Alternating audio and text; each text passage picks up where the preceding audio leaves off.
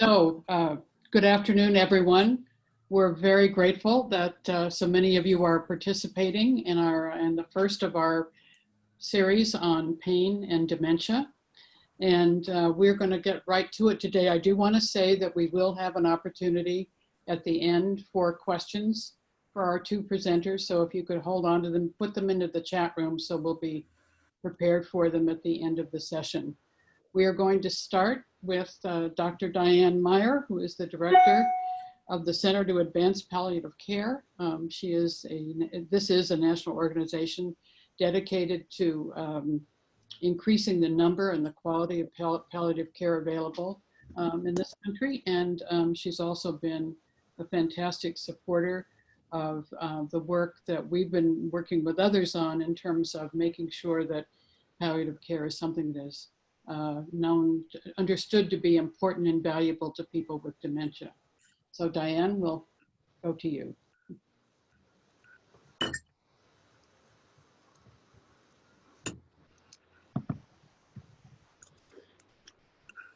Can't hear you, Diane. Diane, you have to unmute.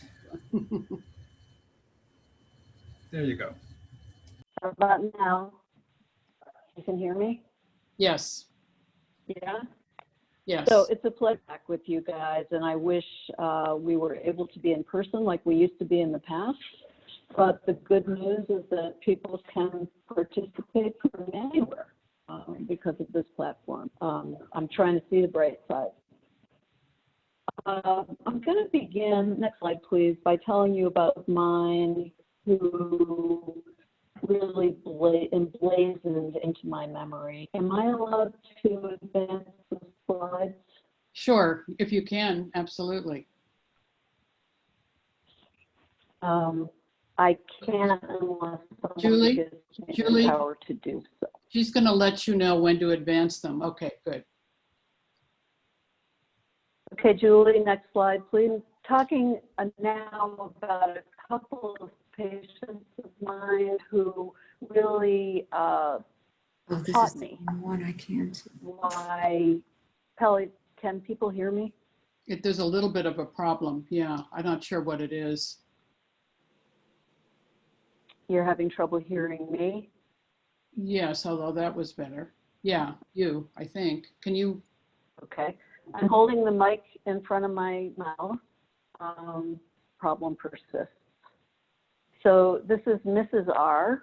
When I met her, she was 87 years old, living in a nursing home, and was admitted to Mount Sinai Hospital with a history of advanced dementia and a urinary tract infection and fever.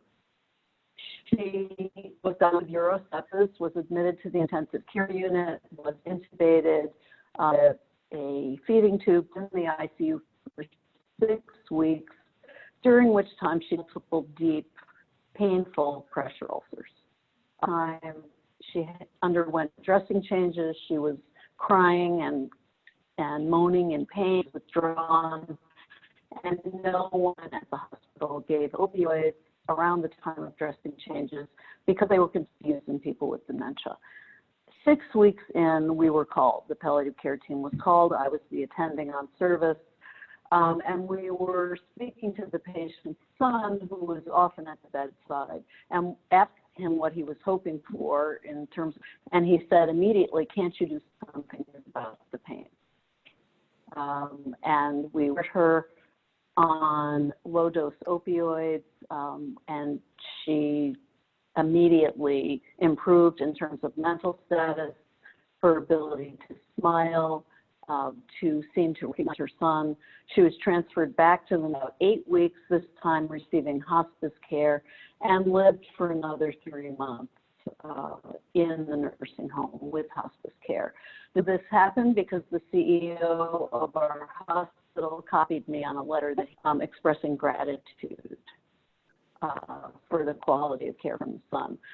In the CEO should have received a letter for the poor quality of care in the first 6 weeks of her stay, but instead we got a letter of gratitude her pain properly. Next slide, please. AS, another patient who taught me a lot. She was another nursing home resident admitted to the hospital with advanced dementia, again, urosepsis. Admission, she was both agitated and quite combative. Next few hours, her fever went down with antibiotics, but her behavior got worse. She was awake and agitated all night, resisting transfers or repositioning and refusing to eat. She was treated by the team on the floor with escalating doses of Halo and physical constraints. Physical response day, the geriatrics consult team was called in and we examined her, found what apparently no one else had looked for or found, centimeter breast mass. Palpation of her ribs and shoulders elicited withdrawal and groaning, and we just empiric with low doses of morphine. At which point her agitation resolved, as did her agitation, her anorexia, and her resistance to movement. Haloperidol and physical restraints were both stopped. X-rays revealed wide metastases. She was discharged back to her nursing home on hospice, concentrated liquid morphine, and she was also treated with a bisphosphonate single injection of bisphosphonate while in the hospital. And she lived comfortably at home with hospice for the next 8 months. Interestingly, measure of how often people with dementia don't get a complete physical. The hospital stay for someone who knows this very obvious breast mass and associated consequences. Next slide, please.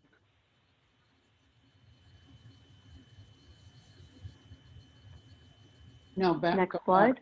Go back, Julie. Back.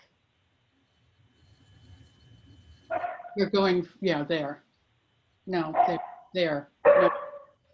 Next one. There.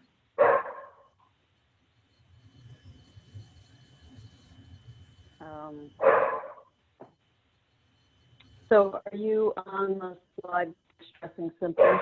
Yes. Okay. So distressing symptoms are really common in dementia, and this is a study done by Susan Mitchell and published in the New England Journal several years ago. Sorry. Go back, Julie. Yeah. You were fine. This is the distressing symptoms are common in dementia slide that we're looking for. Yeah, we're there. Okay. So the white bar is 9 to 12 months before death. The median slide is 6 to 9 months. The light blue, 3 to 6 months, and the darkest green, 0 to 3 months. And you can see that shortness is present in 10%, but rises to 35% in the few months before death. Pain is present and rises.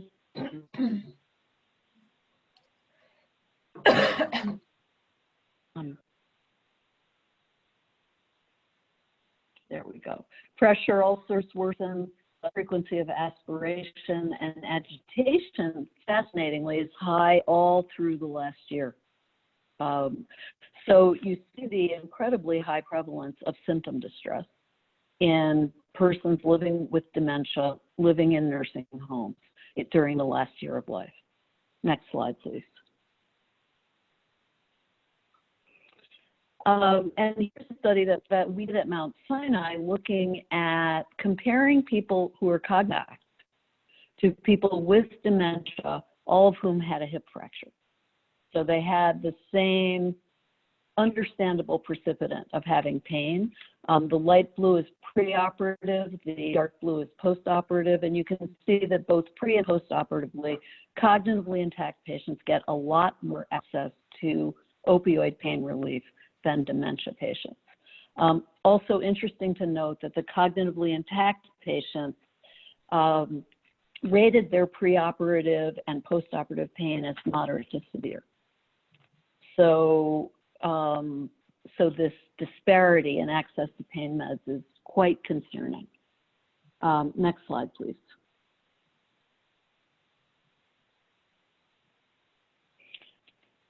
So the conclusion from this is that people living with advanced dementia recovering from hip fracture surgery receive only 1/3 the amount of opioid analgesia as do cognitively intact adults. And I just want to point out that if you're cognitively intact, you can understand why you have pain. You can understand to get better with time. You can contextualize the pain and not be quite as terrified. Whereas if you're living with dementia, you're just terrified. And so the emotional response to this on top of the actual physical injury probably means the pain in dementia patients was quite a bit worse than it was in cognitively intact patients. Next slide, please.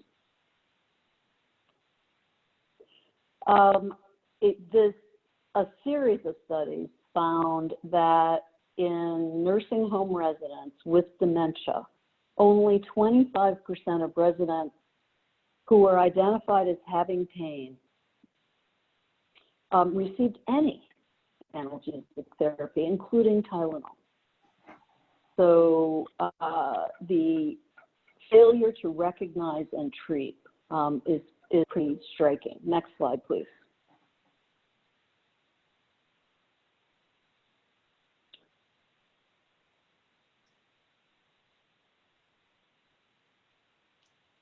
Hello. Next.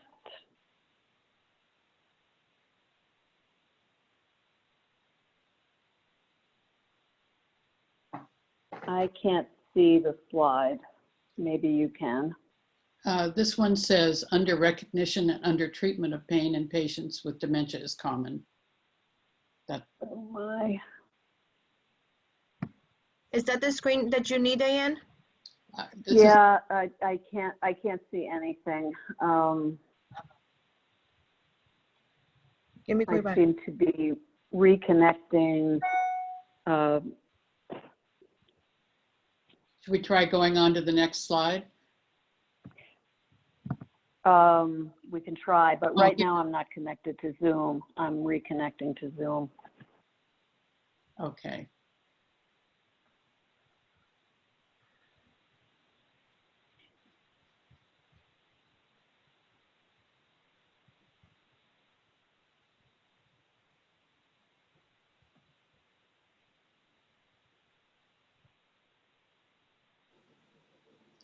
We'll be right back with you in a minute, folks.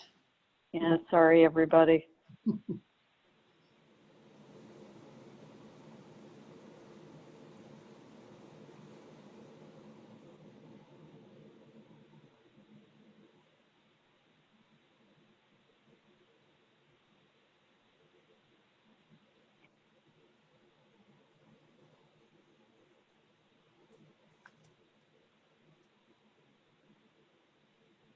Oh, so are you on the blue slide that says under recognition and under treatment of pain in patients with dementia Yes. is common?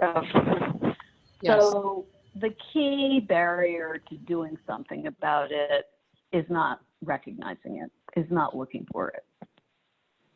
Click again. Julie? Yeah. Okay, so here's a quiz question. People with mild to moderate dementia can report whether or not they have pain. Click again.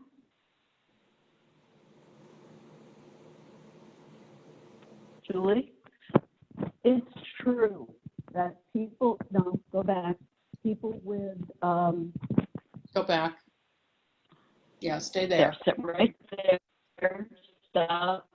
That people with mild to moderate dementia can in fact report whether they have pain when we ask them. How, as dementia worsens and language disappears, increasing difficulty accurately reporting the presence of, the location, the level, type, or the frequency of pain. Next slide, please. So in advanced dementia in particular, pain presents as behavior disturbances such as withdrawal, apathy, appetite disturbance, vocalizations like screaming, moaning, resistance to care, or agitation. This is the language of pain in people who no longer have words.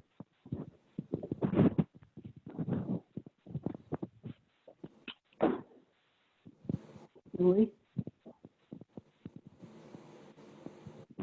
So what are typical pain behaviors? You can see this list here: grimacing, wincing, guarding, somnolence. Any of these behaviors should be an expression of pain and trigger an assessment for pain. Slide, please. So there are lots of to assess the presence of pain in older. The best and most commonly used and validated scale is the PAIN AD, Pain Assessment in Advanced Dementia instrument. Next slide, please. And you don't need to, this slide, this tool is widely available, and you can easily score using it, and under the score, the more intense and likely is pain. Next slide, please.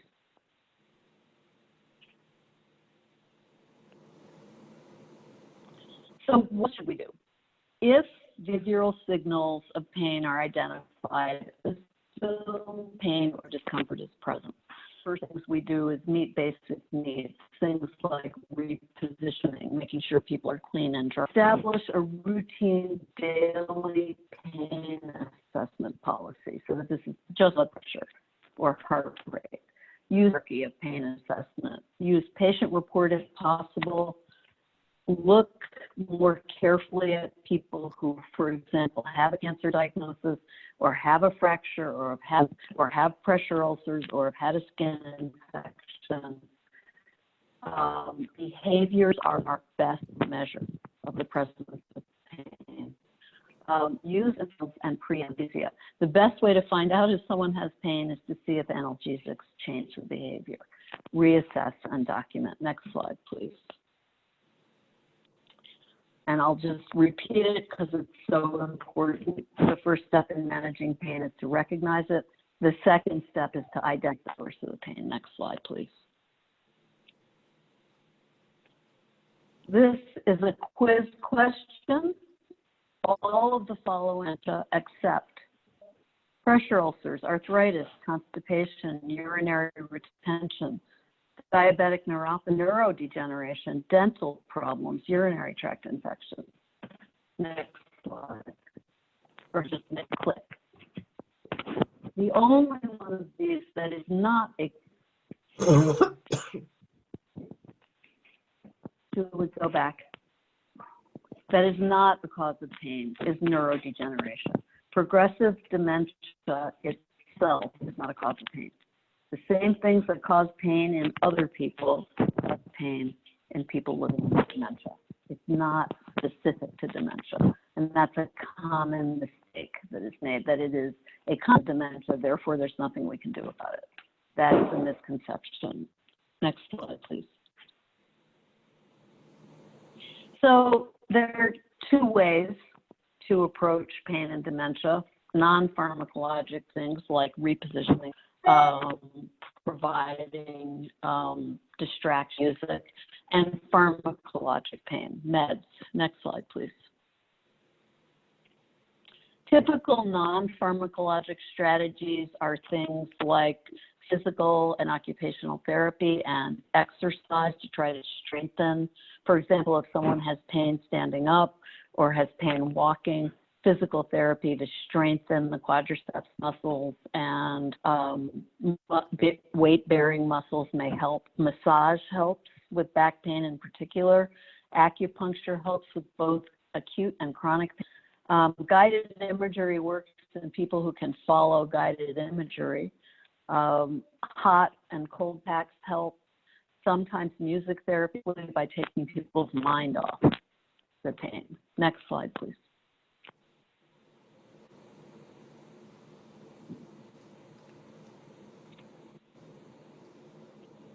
Next slide. There we go. It's going to spend a lot of time on these individual medications, but these are the main classes of analgesics used. People with pain, Tylenol, acetaminophen is always our first stop because it is the lowest risk. It's important to remember that acetaminophen in excess doses actually is quite harmful and can cause liver failure. So no more than 3 grams total a day of acetaminophen, particularly in older adults. Non-steroidal anti-inflammatory drugs like Motrin or Naproxen are active but quite risky in older adults, cause renal failure, ulcers, GI bleeding, and really to be avoided for use for longer than a day in older adults in general. And antidepressants may be helpful, particularly with neuropathic pain, nerve pain from diabetes, for example. But opioids are really the mainstay for effective analgesia people with moderate to severe pain if acetaminophen is ineffective. Again, I don't have time to go into detail about the safe use of opioids, but content is available on CAPC's website, training on the safe and effective use of opioids in patients living with dementia, and I'll show you a slide with that website later on. Next slide, please.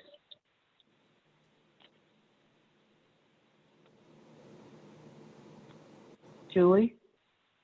Yeah, she's got it. Evidence for empiric. So, okay, Go back. yeah, evidence for empiric analgesic trials. I can see this is evidence for empiric analgesic trials. Yeah. Yes. So what is several studies, and they're all cited at the bottom, that shows that providing analgesic clock, as opposed to just when people are extremely agitated, is more effective in improving social engagement, decreasing discomfort. So study Tylenol, 2 tablets, 650 milligrams around the clock every 8 hours led to a 63% decrease in agitated behaviors and an ability to discontinue 5% of psychotropics in nursing home residents with dementia. In the second study, it's called Beginning with Tylenol, Moving to Low-Dose Morphine, if that was ineffective, moving to a buprenorphine patch, adding pregabalin, which is an anticonvulsant. By 8 weeks, the intervention group had reduced behavioral symptoms and less agitation with no adverse effects on cognition or daily function. So the fear of analgesics adds up, causing more harm. The use of steady, around-the-clock doses and scaling them up as needed is the safer and more appropriate approach. Next slide, please, Julie. Next. So again, can't say, yes, stop there. Behavior is communication. Scheduled around the clock, not PRN analgesics for pain behaviors. Next. Use a stepped care approach to analgesics, acetaminophen. Next slide, or next click. And it is appropriate for any patient with moderate or severe pain not responsive to non-opioid therapies. So go straight to the Tylenol and non-pharmacologic approach working. Next slide. Start with low doses and titrate up. Frail older people may get relief at a fraction of the dose that a younger adult may require. Next slide, please. Use these meds around the clock, and if somebody is requiring around the clock in order to be comfortable, consider switching to a long-acting formulation instead of a short-acting morphine. Remember that morphine's half-life is about 3 hours. It will stop working at about 3 hours. So if you're dosing to 8 hours, you're going to have agitation and misery between hour 3 and hour 6. That's the situation where you want to switch someone to a long-acting opioid like Contin or a fentanyl patch so that you have repeated periods of time with no analgesic on board. Next. And then monitor. If the med is working and behavior, mood, and function are better, you've hit the right dose. If you haven't seen any improvement, you need to keep slowly titrating up to see the improvement. Next slide, please. This is another quiz question. Following principles of pain management should be followed in older adults with cognitive impairment. And you can take a look at these. Prescribe a trial of scheduled analgesics, use a step care approach, avoid opioids for improvements in behavior. Which one of these is wrong? Next. Avoid opioids is wrong. This is something we routinely do, and hopefully this is less of a problem in nursing facilities than it is in hospitals. But it remains a big problem in hospitals, the fear of opioids that needs to be changed. Next slide, please.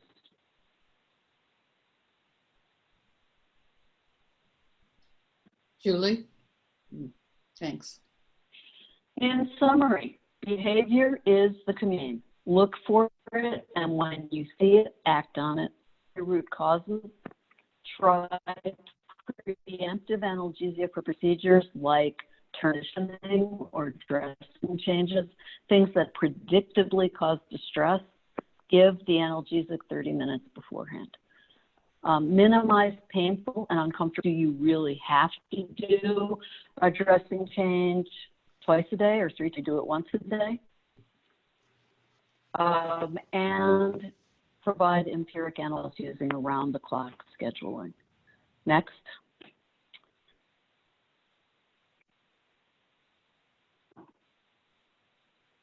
Take-home points. Common, under-recognized, and undertreated in people living with dementia. Behavior is commune, and pain is the most common cause of behavioral symptoms in dementia. Monitor your treatment. You can tell whether somebody's better, not because they say they're better, but because of improvements in behavior, mood, and function. And there are comprehensives on pain management and dementia management, which includes pain management in dementia, available on CATSI's website. Next slide, please. And this is just a screenshot of the best practices in dementia care and caregiver support. Includes a course on treatment of symptom distress in people living with dementia. And that is, next slide, my last slide. It's a quote from Helen Keller, who wrote Optimism in 1903, that although the world is full of suffering, it is full also of it. So we have a huge opportunity to reduce human suffering. Thank you all. Sorry about the glitches. Let me turn it over to Mike. Okay. Thank you so much, Diane. Very much.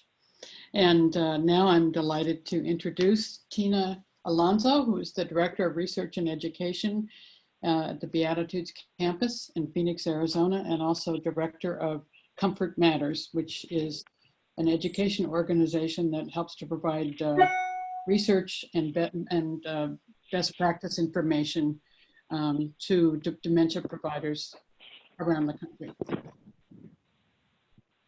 Tena. Hello, everyone. I'm so pleased to be with you today.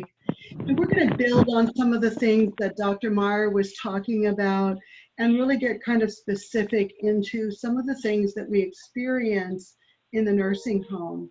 Please change the slide, Julie. So today what we're going to talk about in our brief time together are some of the challenges, and Dr. Meier has already kind of laid those out. We're going to reinforce some of those and perhaps spend a little bit more time on some. And then what we really want to do is focus on that connection between managing pain and the well-being for people who are living with dementia. Please change the slide. I want to start off by telling a story. As Dr. Meier said, you know, the people that we care for are often our greatest teachers. And I met Edna some years ago. She was at a nursing home. And this was the third nursing home that she was being discharged from because she could not be cared for. And when I met her, I was frankly shocked by how she looked. She was seated in a wheelchair. She was wearing a white sweater. She was probably under 5 foot tall and probably weighed about 80 pounds soaking wet. And the report that I had gotten from Edna's family was that she was hitting any staff member who got near her. And not only was she hitting staff, she was often cursing and slapping, biting, pinching, all of the things that we have come to recognize are rejection of care. And throughout our time together, I'll probably offer a few more words about Edna, but let's suffice it to say Edna's family was beside themselves. She had moderate dementia. She was being kicked out of every nursing home that she was living in, and her family was really beside themselves on what to do next. They'd spoken to her about her actions, and of course, she had no recall for what she was doing. Go ahead and change the slide. So to understand Edna, and also to understand all the people that we serve and what pain looks like for them, we also have to understand what dementia does, and also what it doesn't do to the individual's brain. As Dr. Meier said, it is difficult for people who have trouble thinking in the moderate and advanced stages to be able to verbalize their pain. But what we do know is that they tell us in plenty ways about what works for them and what doesn't. So we're going to explore that over the next couple of minutes. Please feel free to change the slide. And there's going to be a swoop, so just go ahead and hit the enter. There you go, great. Now this is how most of us look at dementia. The individual begins with almost everything intact, right? We know the change is happening in their brain over time, but when we first see them, maybe in practice, is they have mild dementia and they're able to do for themselves mostly. They're still able to communicate verbally. They're able to take care of themselves, generally able to live at home. And we know that over time, all of these abilities erode away. And so that they begin having trouble thinking. They begin having trouble caring for themselves. They're not safe to be alone. And of course, this worsens until the end of their life, where if no other comorbidity takes their life, dementia will. And for those of us who care for folks who have trouble thinking, we know that this is the progression of the disease. We see it over and over and over again. It may have specific caveats to the person, but this is the way dementia generally goes. And unfortunately, this is usually where our conversation about the progression of dementia ends. There's a whole host of things that we really need to know that are not necessarily impacted by dementia. Please change the slide. So here's an ability-focused model that really helps us highlight why pain management is so incredibly important for people who have trouble thinking. And the first thing is, I wish I had known this when I first came into practice, but I didn't. And that is the person's part of the brain that knows when they're comfortable and when they're not continues to function. And so what that means in reality to those of us who serve people living in nursing homes, assisted livings, or taking care of someone at home, is that this person is an expert on their own comfort and discomfort. They know what works. And so for those of us, especially professionals, what is a vital thing for us to know is that because they are the expert, we don't have to be. And in fact, we cannot be. They know what works, they know what doesn't. And what we also know is that they are able to communicate through their actions, just like Dr. Meier said. Their actions speak louder than words about what works and what doesn't, what creates comfort and discomfort. And so it's incredibly important that we recognize that those episodes of rejecting care, those episodes of calling out, are clearly indicating to us that something is wrong, and then we have not only the opportunity, but the obligation to fix it. The next thing that we really need to know is that the person's emotions are intact. And to me, that means that we need to focus on how a person feels much more so than how they think. The thinking piece is broken, but the emotions are intact. So if we focus on how a person feels, generally speaking, the quality of their life is greatly improved. Go ahead, change the slide. So we can't talk about pain and discomfort without identifying what is the opposite. What do we know really creates comfort for folks when they're unable to tell us verbally what works? And the first thing is, we as professionals and those who support professionals, we have to make a commitment that we're going to keep the person free from pain. Now notice I don't have physical pain up there, I say pain, because we know there is a great deal of emotional angst associated with having trouble thinking. And so keeping the person as free from pain as we possibly can is essential if we want to create well-being for the individual we're serving. Now, to help them be free from pain, there's some caveats that we need to explore. The first thing is the person needs to sleep when they're tired and wake when they're not. You know, so much of our day is built around a routine that makes sense to us. When an individual has trouble thinking, that routine is generally still present, the one that they have experienced over the course of their life. And so rising at a time that doesn't make sense is probably not in the individual's best interest and can ultimately result in a great deal of discomfort, not just emotional, but physical pain. And I think of people who come into the nursing home for the first time, and because our schedule says you need to get up and eat at 7 o'clock in the morning and we get you up at 6, we haven't necessarily identified that you're going to have an issue with moving first thing in the morning because you've had arthritis for 20 years. And so it's really important that the individual has an opportunity to sleep when they're tired, wake when they're not, and that we are focused on that routine, how it makes sense to the individual, and not our routine, but theirs.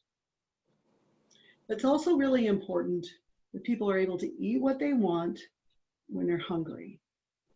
What we know about dementia is it's a terminal illness. So irregardless of other diseases that may be impacting the person, their joy, their comfort, and their peace may be tied to what it is that they eat. So we need to thoroughly examine what are those things that make sense to them and make them available to people around the clock. It doesn't have to be an overwhelming process. You know, I know organizations who, as long as they have a Twinkie or they have Rice Krispies, they're going to be okay. People need to be offered care on their own terms. All of us have a plan for how we take care of ourselves.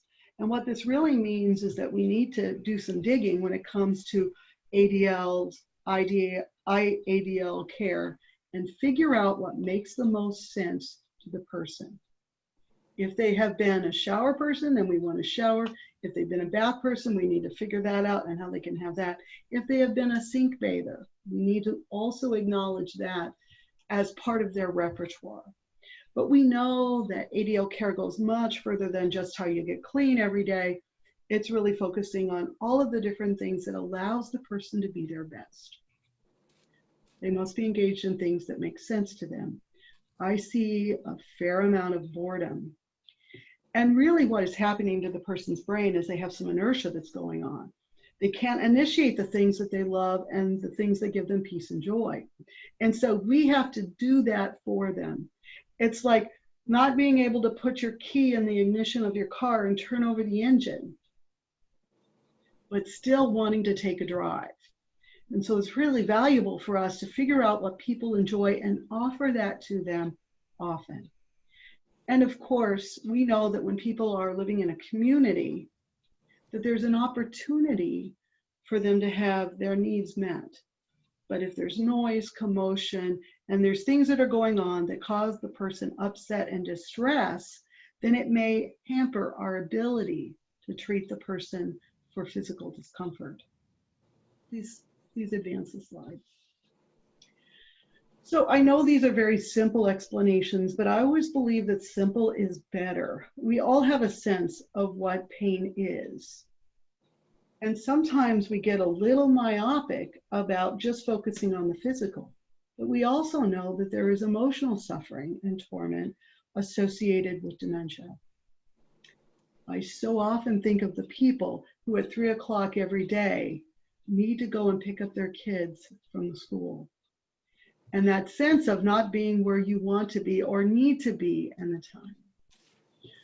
What we also know is that while people are not able to communicate fully when they have dementia, verbally tell us what is wrong when they have physical pain or emotional pain, that those basic feelings are every bit as robust as they are for someone who doesn't have trouble thinking. The only difference is being able to communicate it verbally. Go ahead and change the slide. So I just want to give at least a nod to looking at how we address emotional pain. And it's really quite an important thing to do. Could take us all day really to explore it fully. But the idea is that, you know, sometimes if we're looking at how we address the physical aspects of pain, that we can be a little bit confused by what is going on in the person's emotions. And the two can really mimic one another. So it's important that we're looking at why a person or how they might be telling us that emotionally things are not working for them. What we know is that often these are folks who may be telling us that they need to go and see their husband, or they need to go home to their parents. They may be folks who are somehow looking for something that they can't find. They may be folks who are trying to leave, exit seek, again, because they're looking for something they can't find.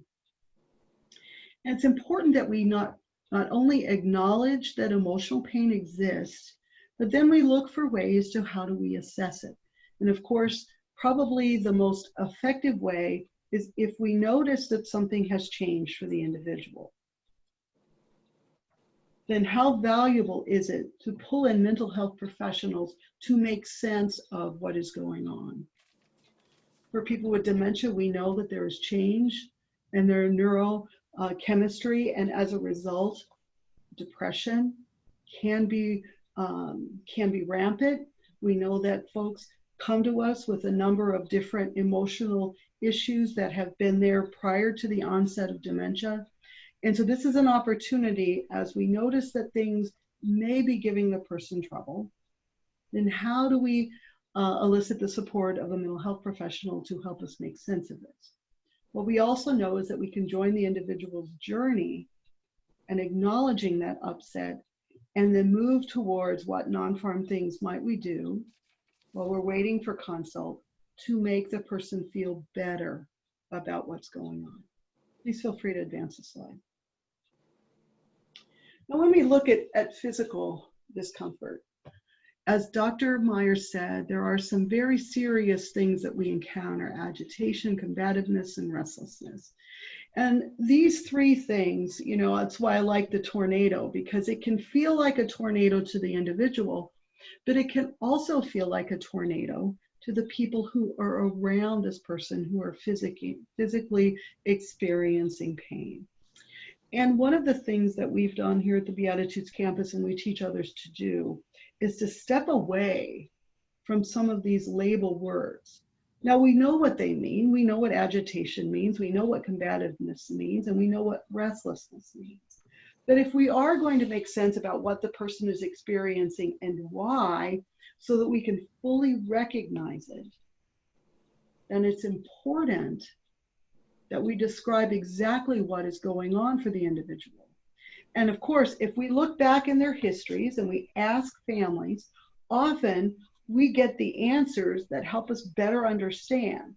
You know, my husband was in a car wreck 20 years ago, and as a result, his back has been a problem for him ever since. But all of these areas allow us some insight into what the person is experiencing and should be that indicator that pain is present. Go ahead and change this. So as Dr. Meier said, there's some real problems with addressing pain. And the first one, of course, is our lack of recognizing when it is present. And I think this is especially challenging for people with dementia because we just assume that their behavior is really related to the fact that they can't think. But in actuality, it is a response to what is going on in their environment and whether or not it really works for them. Our own personal beliefs can get in the way. And I've met many practitioners who don't really see that the person can hurt related to the fact that they're having trouble thinking.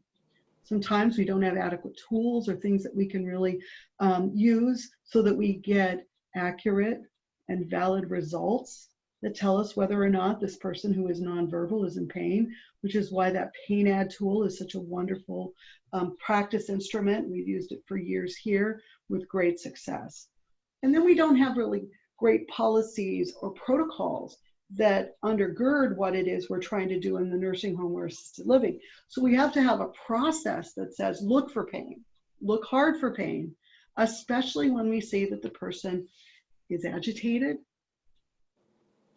when they're rejecting care, when they're calling out. All of those things that we have come to determine are dementia-related behaviors.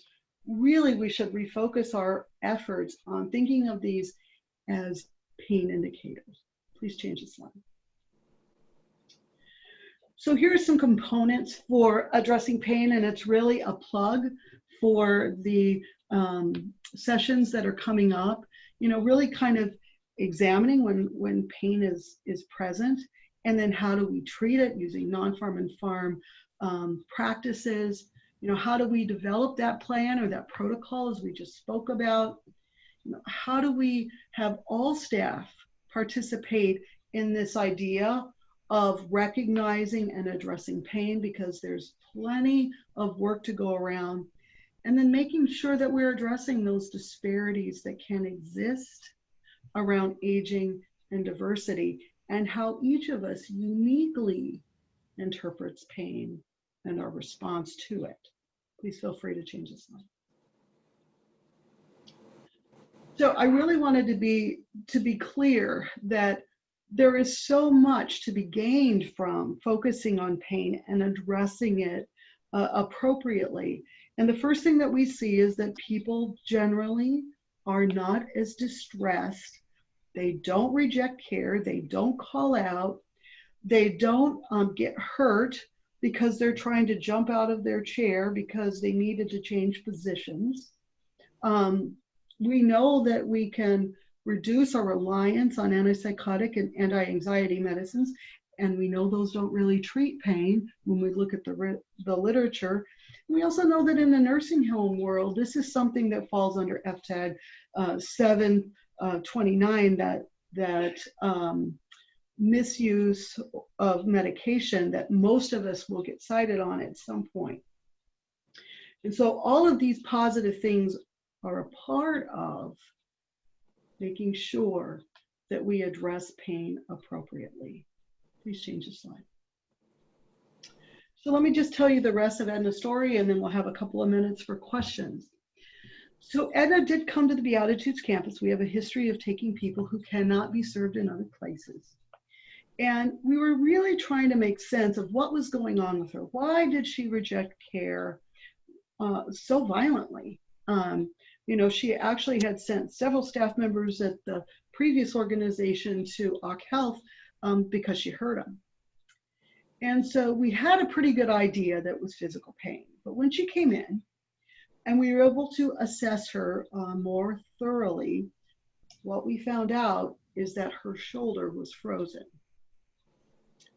That she had been in a car accident about 10 years before the diagnosis of Alzheimer's disease, and that she had never really quite healed well. Over time, staff who were trying to take care of her were not recognizing the fact that Edna's shoulder was not movable.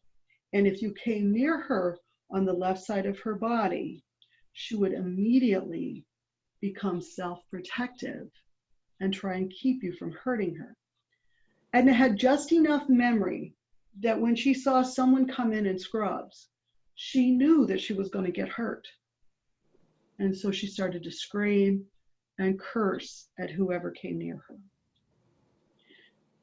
When we reviewed her medical records, I'm sorry to say that we saw a lot of antipsychotic and anxiolytic on board, but she was not receiving as much as a Tylenol, acetaminophen, for this frozen shoulder. First thing that we did is we got her some good pain management. Round the clock, as Dr. Meier said. But it didn't stop there, and it was important that we explored all the non-pharm kinds of things. Since Edna's shoulder was not able to move, we needed to make sure that she had clothing that didn't require it to do that. What we also did is we helped Edna, who still had quite a bit of ability in the moderate phase of the disease, to pull her own arm through the sleeve. And then we would help her with the rest of the task. I'm happy to report that Edna lived with us for 4.5 years before she passed away. We were always able to manage her pain, and her episodes of rejecting care ceased once we were able to take care of her. Her son, who was very tearful the first time I met him, was also very tearful about 6 weeks later when I met with him in my office. And he said, "You have no idea. You have given us our mother back." All of the things that she was doing were not consistent with who she was as a person. And I tell Edna's story, I've told it many times, but I tell Edna's story because the people who were caring for her before she came to the Beatitudes had good intentions. They were serving her to the best of their ability, but what they weren't able to do was identify the pain that was causing her so much grief.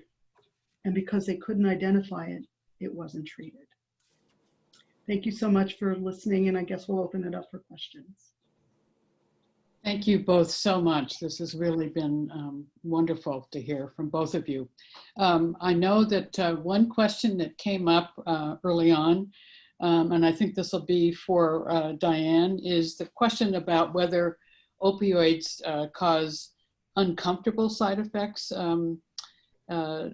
certainly delusions, hallucinations, and other kinds of physical ramifications. Maybe you could speak to that.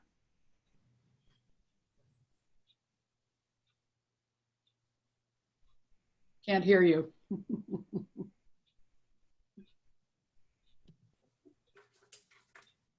How about now? Yes. Yeah? Yeah, okay. Opioid management deserves its own hour. Like any other drug, it has to be used care awareness of side effects and prevention of side effects.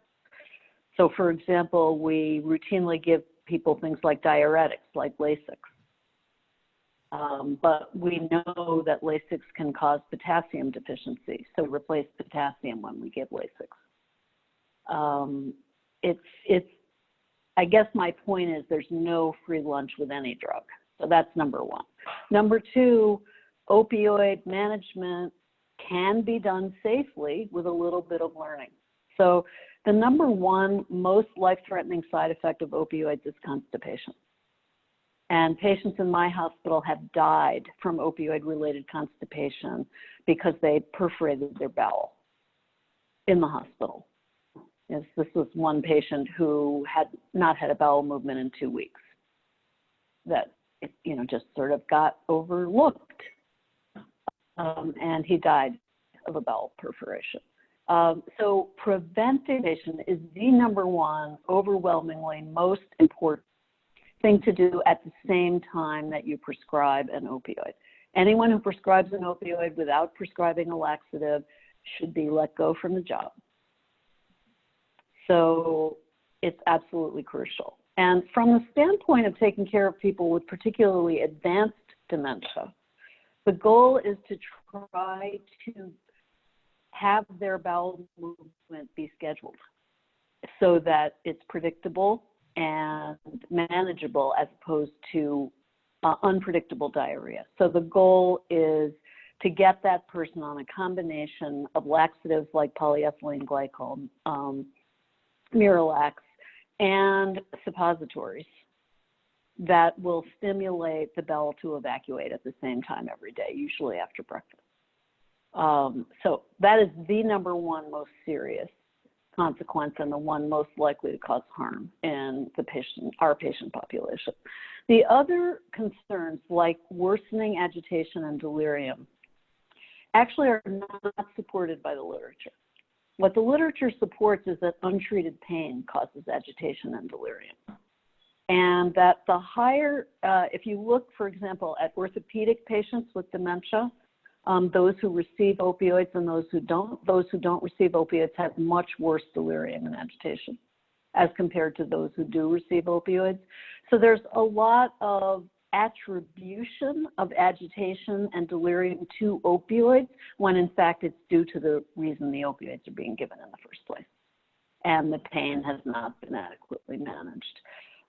Plus, to note that there are many other causes of agitation and delirium, like renal dysfunction, fecal impaction, constipation, urinary retention, which again are more often the proximate cause of worsening or additional agitation and delirium than are opioids. It's really important not to say, oh, it must be the opioids, while ignoring the fact that it is actually most likely due to inadequately treated symptom distress of some type or another. In the instance where everything else has been ruled out, and you can't find any other causes of worsening agitation, and increasing the opioid isn't helping to reduce the agitation, then you need to look at things like trialing a different opioid. Some people respond to one better than another. Making sure that you're giving opioids if this person has some reason, some kidney function that's not up to par, using opioids that are safer in those with kidney dysfunction. So, like I said, this is a whole course on safe opioid use, and the CAPC website has very comprehensive courses on pain management that include the issue of pain and opioid management in dementia and how to safely do it. And then our dementia section on our website also has a course on symptom management specific to dementia. So the content is reiterated. We did not get this stuff in nursing school or medical school. It just wasn't taught how to safely use opioids. So there's no alternative but to learn that mid-career. So I strongly encourage people to pursue some education about the safe use of opioids in frail older adults as well as those with cognitive impairment. Thank you, Diane. One last question about opioids being known to slow down breathing was the question. So opioids slow down breathing if you're giving way too much. And you have to give a lot to cause someone's breathing to stop. The real risk of adding opioids is if that person is already on other sedating drugs that knock them out and that depress their respiratory drive, like benzodiazepines, antipsychotics. So if you start low and go slow, you can almost never run into respiratory depression. Respiratory depression occurs when an intern in the emergency does not understand the dose response related opioids and gives someone a 20 milligram IV push of opioid from a fracture, an opioid naive patient. If that happens, you can stop someone's breathing. If you are dosing appropriately, like 1 milligram or 2 milligrams of IV opioid for someone with fracture pain, you will not affect their breathing. So that is an feared consequence of opioids that mainly stems from not knowing how to prescribe them properly. Thank you. And thank you both so much. This was really a wonderful, wonderfully informative, and we're very, very grateful for your participation today. And we thank everybody who has been on and for your questions and your interest. I want to just remind people that next week, the second in our series will occur, and that will be Karen Mitchell, also from Beatitudes, and Libby Gross, who is an occupational therapist, and they'll be talking about practically programs and organizing programs to identify and treat pain in people with dementia. And these slides will be sent to participants, the slides that were used today. And also that the sessions are being recorded and will be available on our website if you missed it today. So thank you all very much, and we hope to see many of you next week. Thank you.